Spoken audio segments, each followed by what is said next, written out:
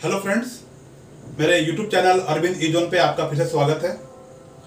Book number 1 chapter number 6 secondary activities already start हो चुका है। पिछले वीडियो हमने सीखा था कि सेकेंडरी एक्टिविटी किसे कहते हैं, मैन्युफैक्चरिंग इंडस्ट्री क्या होता है और उसके टाइप्स कौन कौन से हैं। आज के हमारे इस वीडियो में हमने 2 टॉपिक कवर करने का प्लान किया है। पहला टॉपिक हमारा होगा कि कौन कौन से फैक्टर्स हैं जो इंडस्ट्रियल लोकेशन को इन्फ्लुएंस करते हैं। What are the factors which influence location of an manufacturing industry. और दूसरा टॉपिक हमारा होगा हाईटेक इंडस्ट्री। तो बगैर देरी किए हुए चलिए हम लोग स्टार्ट करते हैं अपना क्लास। Let's begin.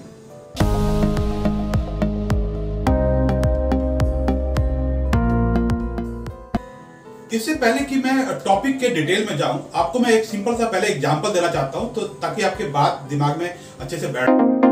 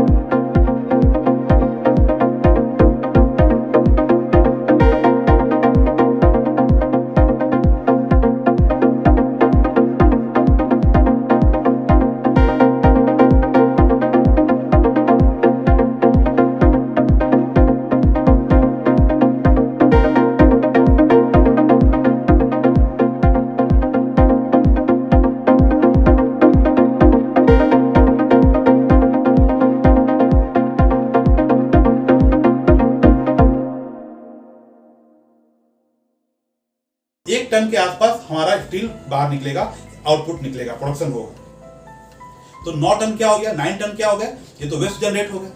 तो ऐसे इंडस्ट्री कहाँ लगनी चाहिए, ऐसे इंडस्ट्री वहीं पे लगनी चाहिए जहां पर रॉ मटेरियल मिलता है। इससे क्या होगा, ट्रांसपोर्ट कॉस्ट कम हो जाएगा और हमारा प्रॉफिट मैक्सिमाइज हो जाएगा। एक दूसरा एग्जांपल हम लेते हैं पेरिसेबल आइटम्स। ऐसे बहुत सारी चीजें होती हैं जिनको हम बहुत दिनों तक नहीं रख सकते। जैसे मान लीजिए मिल्क प्रोडक्ट, जहाँ पे दूध से बनाई जाने वाली कुछ चीजें हैं, या फूड प्रोसेसिंग इंडस्ट्री है। अब आप जानते हैं कि जो मिल्क है बहुत दिनों तक उसको हम प्रिजर्व नहीं कर रख सकते। तो डेयरी इंडस्ट्री भी कहाँ लगनी चाहिए, वहीं पर लगनी चाहिए जहां पर मिल्क का प्रोडक्शन होता है, ताकि जल्दी से जल्दी मिल्क को प्रोड्यूसिंग सेंटर से इंडस्ट्री तक लाया जा सके और वहां जो भी है दूध के सामान बने और फिर वो मार्केट में इसको हम भेज सकें। तो यहाँ पे ध्यान क्या देना है कि रॉ मटेरियल एक बहुत ही एसेंशियल फैक्टर है और बड़े इंडस्ट्री की लोकेशन में अपना अहम रोल प्ले करता है। आप देखेंगे कि इंडिया में जो आयरन और स्टील इंडस्ट्री है वो ज्यादातर झारखंड, छत्तीसगढ़ और उड़ीसा में लगने के पीछे वजह यह है कि यहाँ पे मिलता है रॉ मटेरियल। इन्हीं एरियाज में आपने पढ़ रखा है कि आयरन ओर और मैग्नीज पाई जाती है। नेक्स्ट इंपॉर्टेंट फैक्टर लेते हैं हम एनर्जी या पावर। चाहे कोई भी इंडस्ट्री हो, उसको चलाने के लिए, उनके मशीनों को चलाने के लिए पावर चाहिए होता है, हमें एनर्जी चाहिए होती है। अब पहले एनर्जी क्या होता था, पहले एनर्जी हम कोल के फॉर्म में इस्तेमाल करते थे, कोयले से हम एनर्जी प्रोड्यूस करते थे। आजकल इलेक्ट्रिसिटी का भी इस्तेमाल हो रहा है। तो पहले जो भी बड़े बड़े इंडस्ट्री लगे, मैन्युफैक्चरिंग इंडस्ट्री लगे, वो कहाँ लगे, वो इन्हीं एरियाज में लगे जहां पे ऑलरेडी कोल का अवेलेबिलिटी था, जहां पर कोयला उपलब्ध था, जहां पर एनर्जी के सोर्स थे। तो ये भी एक बहुत ही अहम रोल प्ले करता है। ऐसे बहुत सारे एरियाज हैं हमारे देश में, दूसरे देश में, जहां पर रॉ मटेरियल तो पाई जाती है लेकिन वहां पर इंडस्ट्री नहीं लग पा रहे हैं। क्यों नहीं लग पा रहे हैं, क्योंकि वहां पर एनर्जी का सोर्स नहीं है, पावर का सोर्स नहीं है। इसका एक बहुत बढ़िया एग्जांपल हम ले सकते हैं अपने ही कंट्री से।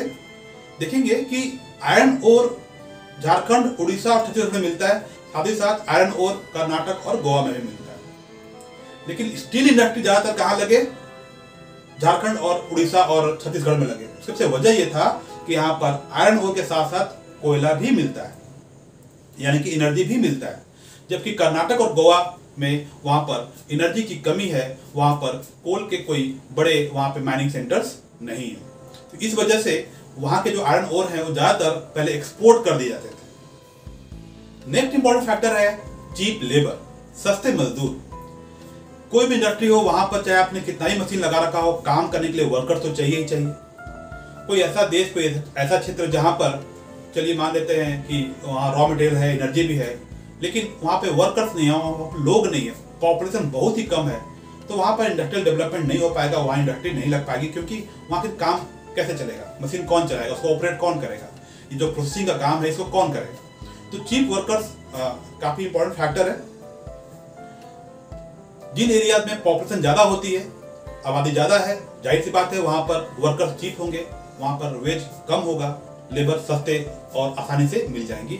तो वैसे एरिया इंडस्ट्री लगाने के लिए सुविधाजनक होते हैं। अगला टॉपिक है कैपिटल एंड टेक्नोलॉजी। जब हम इंडस्ट्री लगाने जा रहे हैं तो इंडस्ट्री को सेटअप करने में, उसको ऑपरेट करने में, उसको मैनेज करने में बहुत सारा पैसा चाहिए। मशीन को खरीदने में, टेक्नोलॉजी को लाने में, वर्कर्स को सैलरी देने में बहुत सारा पैसा चाहिए। तो मनी भी बहुत इंपॉर्टेंट है। प्लस प्रोसेसिंग करने के लिए कई तरह की मशीन, टेक्नोलॉजी, कंप्यूटर और आधुनिक संयंत्रों की भी जरूरत है। तो अगर ये उपलब्ध ना होगा तो इंडस्ट्री फिर से नहीं लग पाएगी। इसका बहुत बढ़िया एग्जांपल हम दे सकते हैं अफ्रीका से। अफ्रीका एक ऐसा महादेश है जहां पर अपार मात्रा में खनिज संसाधन उपलब्ध है, वहां पर हर तरह के खनिज संसाधन उपलब्ध है, लेकिन फिर भी अफ्रीका को हम डार्क कॉन्टिनेंट कहते हैं। वो एक पिछड़ा हुआ महादेश कहलाता है। क्यों कहलाता है? इसलिए कहलाता है क्योंकि वहां पर कैपिटल और टेक्नोलॉजी की कमी है, इसलिए वहां पे इंडस्ट्रियल डेवलपमेंट बहुत बढ़िया से नहीं हो पाया है। तो कैपिटल और टेक्नोलॉजी भी बहुत अहम रोल प्ले करते हैं। भारत में भी वैसे राज्य जहां पर पूंजी की कमी है वो इंडस्ट्रियल डेवलपमेंट में पीछे हो गए हैं, जबकि दूसरी तरफ वैसे स्टेट जहां पर कैपिटल और टेक्नोलॉजी अवेलेबल है वो अपने राज्य में कई तरह के नए नए इंडस्ट्री को सेटअप कर रहे हैं। एक और जो बहुत इंपॉर्टेंट फैक्टर हुआ है ट्रांसपोर्ट एंड कम्युनिकेशन, परिवहन। परिवहन क्यों चाहिए? परिवहन हमें चाहिए माइनिंग सेंटर से मिनरल्स को, यानी कि रॉ मटेरियल्स को इंडस्ट्री तक लाने के लिए, और फिर इंडस्ट्री में जब सामान बनके तैयार हो जाएगा, फ्रेश गुड्स बनके हमारा तैयार हो जाएगा, तो उसको मार्केट में भेजने के लिए। अगर ये परिवहन के साधन जैसे कि रोडवेज, रेलवेज, वाटरवेज, जो भी साधन है, अगर ये अच्छी सुविधा इसकी है उस किसी भी एरिया में, तो इससे इंडस्ट्री को लोकेट करने में, वहां पे स्थापित करने में काफी सहायता मिलती है, क्योंकि तब बहुत ही आसानी से हम कच्चे माल को इंडस्ट्री तक ला पाएंगे, कम समय में, जल्दी ही, तुरंत, और बहुत कम समय में तैयार माल को हम इंडस्ट्री से मार्केट तक या शहरों तक उसको हम भेज सकेंगे, इससे सुविधा होती है। तो आप देखेंगे दुनिया के वैसे देश या वैसे क्षेत्र जहां पर परिवहन के साधन उपलब्ध हैं, जहां पर तेज गति के ट्रांसपोर्ट सिस्टम अवेलेबल है, वहां पर इंडस्ट्रियल डेवलपमेंट भी काफी अच्छा हुआ है। दूसरी तरफ वो क्षेत्र जो कि दुर्गम है, जहां पर आना जाना बहुत कठिन है, जहां परिवहन की सुविधाएं बहुत कम है या ना के बराबर है, तो वहां पर आप देखेंगे कि वहां पे रॉ मटेरियल या खनिज या एनर्जी होने के बावजूद भी, लेबर होने के बावजूद भी वहां पे नेट डेवलपमेंट नहीं हो पा रहा है, क्योंकि वहां पर ट्रांसपोर्ट एंड कम्युनिकेशन ही नहीं है। भारत का जो हिमालयन क्षेत्र है, जम्मू कश्मीर है और नॉर्थ ईस्ट का एरिया है, वहां के क्षेत्रों में भी कई तरह के खनिज उपलब्ध हैं, फिर भी वहां पे इंडस्ट्रियल डेवलपमेंट नहीं हो पाया है। वजह क्या है? वजह यह है कि पहाड़ी भागों में ट्रांसपोर्ट कम्युनिकेशन की भारी कमी है, और इस वजह से वहां पर इंडस्ट्रियल डेवलपमेंट उस तरीके से नहीं हो पाई जैसे कि बाकी क्षेत्रों में हुआ। एक और पॉइंट हम बात करते हैं गवर्नमेंट पॉलिसी। गवर्नमेंट पॉलिसी क्यों इंपॉर्टेंट है? ये भी बहुत इंपॉर्टेंट फैक्टर है और इंडस्ट्री को लोकेट करने में बहुत मदद करता है। उदाहरण ले लीजिए, मान लेते कोई ऐसा एक राज्य है जहां पर खनिज उपलब्ध है, एनर्जी भी अवेलेबल है, लेबर भी वहां पे अवेलेबल है, लेकिन गवर्नमेंट की पॉलिसी कुछ ऐसी है कि जहां पर इंडस्ट्री लगाने में उनको कई तरह की बाधाओं का सामना करना पड़ रहा है। बहुत सारे पेपर वर्क है, बहुत जगह पे लाइसेंस लेना पड़ रहा है, बहुत जगह पे एनओसी लेना पड़ रहा है, या उस स्टेट में लॉ एंड ऑर्डर के हालात जो है वो अच्छे नहीं है, जो इंडस्ट्री लगाएगा उनको सेफ्टी एंड सिक्योरिटी की वहां पर इश्यूज है, तो वैसे राज्य में इंडस्ट्री नहीं लग पाएगा। दूसरी तरफ अगर कोई दूसरा राज्य जो एक अच्छा गवर्नमेंट पॉलिसी, एक प्रो इंडस्ट्रियल डेवलपमेंट पॉलिसी बना के रखा हुआ है, जो आसानी से इंडस्ट्रियलिस्ट को जमीन उपलब्ध करवा रहा हो, बिजली दे रहा हो, सब्सिडाइज रेट पर उनको और भी कई तरह की सुविधाएं दे रहा हो, पेपर वर्क जहाँ पे सिंपल हो और आसान हो, तो आप देखेंगे कि वैसे राज्यों में इंडस्ट्री का डेवलपमेंट बहुत ज़्यादा हो रहा है। तो गवर्नमेंट पॉलिसी भी काफ़ी इंपॉर्टेंट रोल प्ले करता है कि गवर्नमेंट की क्या पॉलिसी है, गवर्नमेंट क्या सोचती है, क्या गवर्नमेंट इंडस्ट्री लगाने के पक्ष में है, क्या उसके सपोर्ट में है, क्या गवर्नमेंट की पॉलिसी कुछ ऐसी बनाई हुई है कि इंडस्ट्री लगाने में वहाँ पर डिफिकल्टी आ रही है।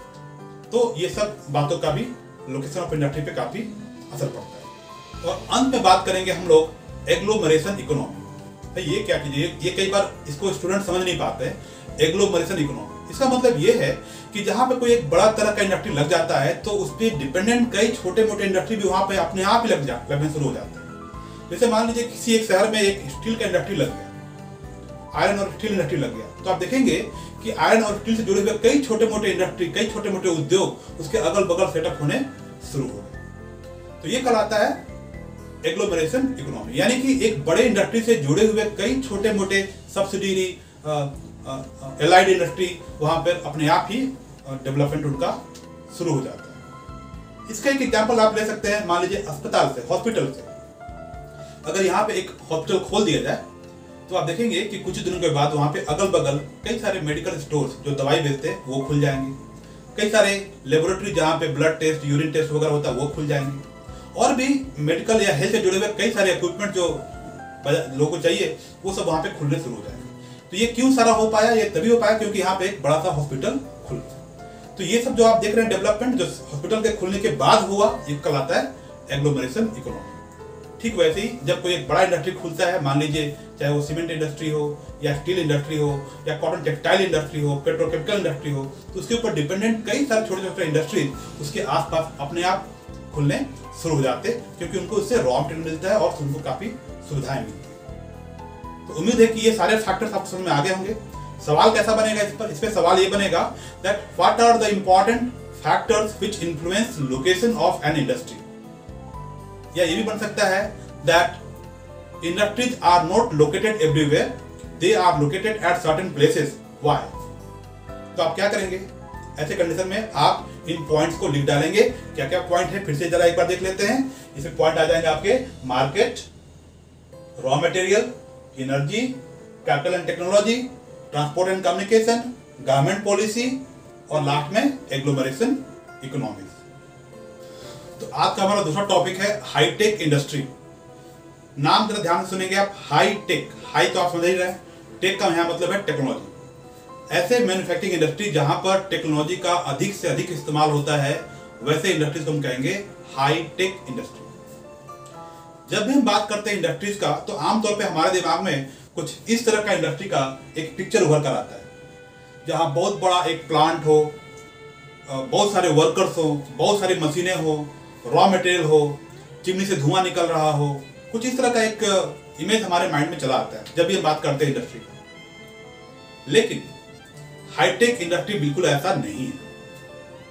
हाईटेक मैन्युफैक्चरिंग इंडस्ट्री थोड़ा इससे अलग हटकर है। कैसा होता है हाईटेक इंडस्ट्री? हाईटेक इंडस्ट्री में क्या है कि मैनुअल वर्क कम से कम होता है और मशीनों का इस्तेमाल ज्यादा से ज्यादा होता है। तो पहला बात आप यहाँ पे ये लिखेंगे कि यहाँ पे मैनुअल लेबर का इस्तेमाल कम से कम होता है और मशीन का यूज, रोबोट्स का यूज, रोबोटिक्स आर्म्स का यूज, कंप्यूटर्स का यूज ऐसा बहुत ज्यादा होता है। नॉर्मल जो मैन्युफैक्चरिंग इंडस्ट्री होते हैं वहां पर ब्लू कॉलर वर्क, यानी कि वैसे वर्कर जो बॉडी से, शरीर से मैनुअल वर्क पसीना बहाकर काम करते हैं, वो ज्यादा होते हैं। लेकिन हाईटेक इंडस्ट्री में ऐसा नहीं है। हाईटेक इंडस्ट्री के जो वर्कर्स होते हैं उनको हम व्हाइट कॉलर वर्कर्स कहते हैं।